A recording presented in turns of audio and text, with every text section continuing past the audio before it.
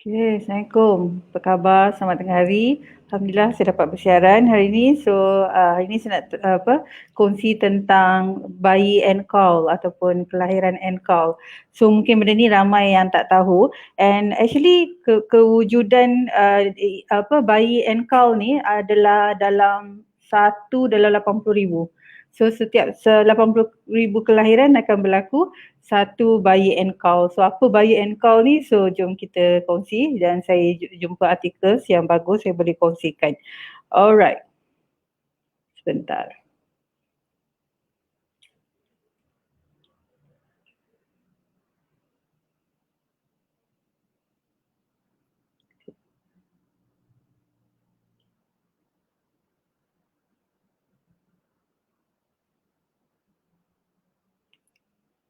Okay.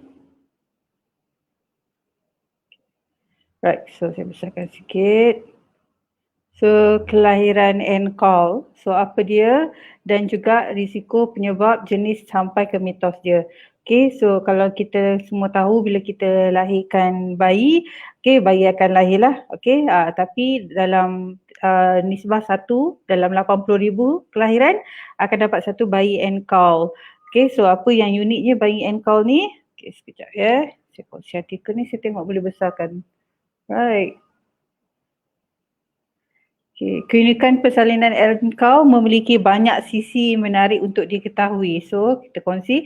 So, proses melahirkan itu sendiri menjadi sebuah barakah yang luar biasa. Jadi, kelahiran Encol ni adalah sebuah fenomena yang lebih luar biasa. So, apa yang terjadi ialah seorang bayi itu lahir dalam keadaan masih terbungkus di dalam kantung ketubannya.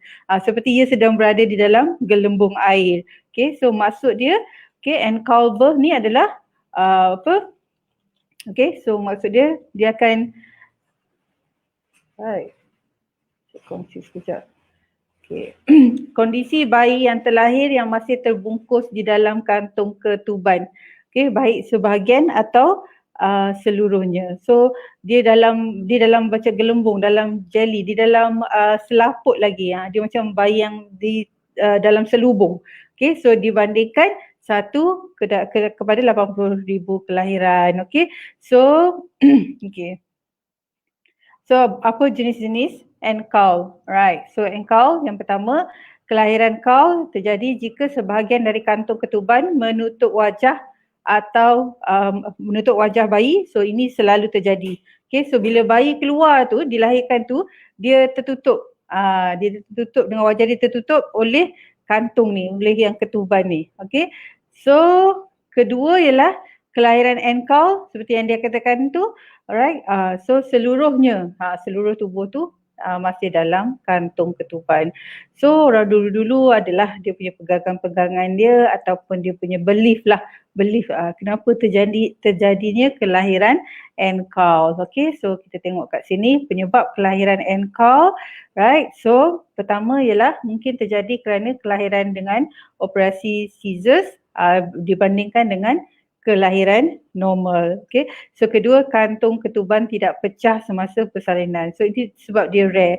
Tapi if I can recall my own experience, selalu doktor akan cepat pecahkan lah, okay, ketuban kita tu.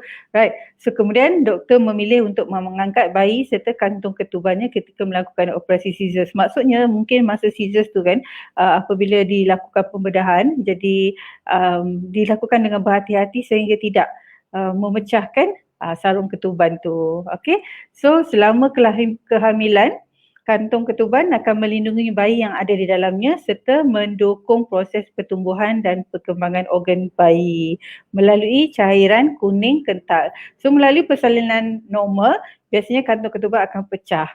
Betul lah, dia akan pecah secara alami. Okay, so sebab tu jarang terjadi kepada kelahiran normal. Okay, sebab dia akan pecah secara semula jadi. Kalau scissors tu mungkin boleh jadi kerana masa buat pembedahan tu dilakukan dengan berhati-hati, jadi tak terkena dekat kantung ketuban tu. Okay, so inilah orang kata mitos zaman-zaman dulu adalah orang kaitkan dengan cerita-cerita tentang kelahiran Encol ni. Right, so antara cerita dia dianggap sebagai perlambangan keberuntungan. So siapa yang lahir sebagai bayi Enkau ni memang orang dikatakan sangat untung lah, okey, sangat untung, sangat bernasib baik. Dikaitkan juga dengan perbuatan sihir dan lain-lain spiritual, okey, dan bayi yang lahir dari proses Enkau ni dianggap tidak akan bisa tenggelam. Maksudnya memang ada nasib yang baik lah. Okey, so bahkan ada orang tua yang mengeringkan kantung ketuban untuk dijadikan sebagai satu macam barakat ataupun keramat. So ni mitos lah, dulu-dulu orang pegang benda ni kan. Tapi walau bagaimanapun ia adalah tetap mitos. Jadi kita tak boleh nak percaya sangat kerana setiap anak telah dijanjikan dengan rezeki oleh Allah. Okay, so semua anak dijanjikan dengan rezeki. Alright. So, okay. Adakah bersalin bayi Enkau ni boleh dilakukan secara sengaja? Okay, so ada beberapa cerita bahawa kelahiran Enkau dapat menjaga bayi dari segala risiko luka dan gores selama proses bersalin. Akan tetapi ia tidak terbuktilah kebenarannya. So kelahiran ini lebih rumit dan membawa sejumlah risiko jika dilakukan dengan sengaja tanpa alasan dan motivasi yang jelas. Okay, sebab technically bila air ketuban pecah tu menunjukkan bayi dah sedia untuk dilahirkan. Okay. So cara menyelamatkan bayi dari selubung kantung ketuban. Okay. Right. So biasanya biasanya pakar perubatan ataupun pasukan perubatan mereka akan buatlah, mereka akan buat supaya cepatlah dia akan koyakkan supaya bayi boleh cepat bernafas, dan keluarkan cairan daripada kantung ketuban tu. So apa yang kita akan tengok ialah perlahan-lahan air akan keluar dan juga kulit kantung ketuban tu akan menggelupas sedikit demi sedikit. Okay. So setelah langkah itu dilakukan, maka doktor akan meneruskan seperti memotong tali pusat bayi, menyedut keluar lendir dari mulut dan hidung dan membersihkan seluruh tubuh bayi dari darah serta lendir. So kelahiran Kaul atau Enkau birth ada dengan segala keunikannya memang menakjubkan. Akan tetapi rasanya tak perlu meniatkan untuk melakukan operasi caesar demi bisa merasakan persalinan secara Enkau. Okay, so yang terbaik tentu saja melakukan prosedur bersalin seperti menurut amalan kedoktoran lah. Okay, sesuai dengan apa yang doktor recommendkan. So bayi Enkau ni adalah ibu yang berasakan kerana mungkin istimewa mereka mahu anak mereka lahir sebagai bayi Enkau. Tapi sebenarnya ia tak ada apa-apa, sama saja. Kalau bersalin biasa pun sama saja. Okay, so cumanya kantung itu tidak pecah sewaktu dilahirkan. Okay, so saya kongsi lagi satu apa yang dikatakan sebagai bayi Enkau ni. Okay. Kalau kita boleh tengok sikit. Right. So kelahiran Enkau ni ada orang yang mengatakan dia adalah satu keajaiban lah. Tapi sebab dia satu dalam 80,000, so I think it's very rare, it's very unique.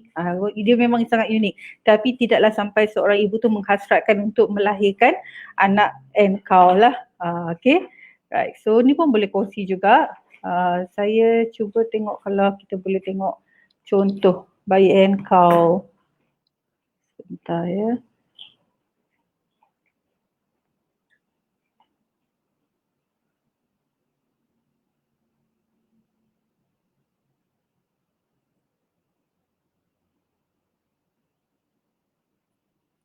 Okay. So ini antara image lah bayi Enkau. So dia masih dalam sarung, dan air ketuban dia tak pecah lagi. So ini boleh tengok. Okay. So, saya rasa boleh besarkan. Sekejap ya.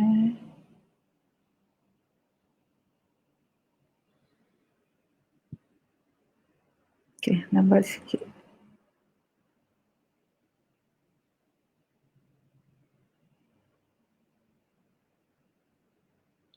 Okay.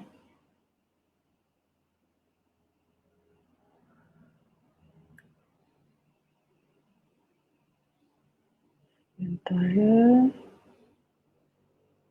Saya tengok kat sini.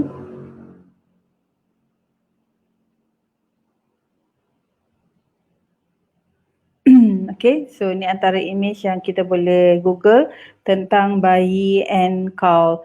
Bayi ni dilahirkan tanpa pecah ketuban. So dia masih intact dalam tu, dia bernafas dan all the orang kata liquid yang ada tu masih ada sewaktu dilahirkan. So selalunya untuk kelahiran scissors lah, sebab bila scissors tu tak terkena dekat situ, jadi boleh bawa keluar bayi sekali dengan selaput-selaput dia. Okay, tapi kalau bayi normal jarang berlaku, sebab kalau bayi normal memang air ketuban akan pecah lah. So this is very interesting about bayi and cow. So tak ada bezanya apa sahaja kerana memang setiap bayi telah dijanjikan dengan rezeki. Right, so saya nak tengok yang ni comel tak? Comel juga budak ni. Okay, contoh yang ni lah. Ni, okay, bayi and cow. Okay, bayi yang lahir dengan selaput-selaput dia sekali. So apa yang doktor akan buat, doktor akan koyakkan dan biarkan lendir tu semua keluar dan akan bersihkan bayi. Tu semua. Tapi kita selalu fikir macam mana bayi ni kan dia masih boleh bernafas. So dia sekitar 6 ke 7 minit macam tu dia masih boleh bernafas dalam keadaan macam ni. Kemudian barulah dipecahkan selaput ni dan kemudian dibersihkan. So inilah bayi and cow. Jadi mitos-mitos yang mengatakan bayi ini lahir dengan sangat bernasib baik dan sebagainya, itu hanyalah kekal sebagai mitos. Okey, yang pentingnya kebanyakan kelahiran scissors berlaku bayi and cow sebab memang waktu potong tu tak terkena dekat sarung ketuban. Kalau normal technically selalunya memang orang kata dah pecah lah air ketuban. Dan kerana selaput dia tu melindungi dia. So sebab dalam ni lah yang memberikan atau membekalkan makanan, udara, kan, oksigen dan juga darah. Okay, so tak ada apa beza dia. Okay, sama saja, cuma dikeluarkan secara berhati-hati. Right, so I think itu saja kongsian saya tentang bayi and cow. So siapa yang nak tahu, bayi and cow ni dia lahir dengan kantung dia. Kantung dia tak pecah. So I think itu saja kongsian saya untuk hari ini. And then saya still nak cari peserta untuk kursus terapi berpantang secara percuma kerana ia adalah program anjuran agensi kerajaan. Jadi untuk mereka yang berminat nak menjadi terapis berpantang, so boleh hubungi maklumat yang tertera. Saya mencari mereka yang berminat dalam bidang kelahiran lah. Ramai seminar jangkis, mereka akan menyertai mana-mana seminar ataupun kursus kerana ia diadakan secara percuma. Tetapi untuk kursus ini kami memang bermatlamat dan mensasarkan mereka yang berminat. Mereka yang berminat maksudnya selepas menjalani kursus ini boleh menjadi penjaga wanita dalam pantang. So boleh hubungi maklumat yang tertera itu ataupun boleh contact directly dengan saya dan juga kepada my team. So I think itu saja dari saya hari ini tentang bayi and cow, dan juga maklumat mencari peserta untuk kursus terapis berpantang secara percuma. So apa yang saya nak kongsi lah tentang bayi and cow ni, sebelum ini ramai yang menganggap ia adalah keajaiban ataupun satu yang istimewa, tetapi dia jarang berlaku. Dan kerana kalau melalui bersalin scissors ataupun pembedahan, doktor mampu mengeluarkan bayi tanpa pecah selaput ketuban dia. But it's very special. It's a very rare situation. So kita patut raikan lah macam mana pun. Alright, I think that's all from me for today. Thank you so much for watching. If you think this is beneficial, boleh tolong kongsikan dan InsyaAllah kita jumpa lagi. Meanwhile, take care and stay safe. Assalamualaikum warahmatullahi wabarakatuh.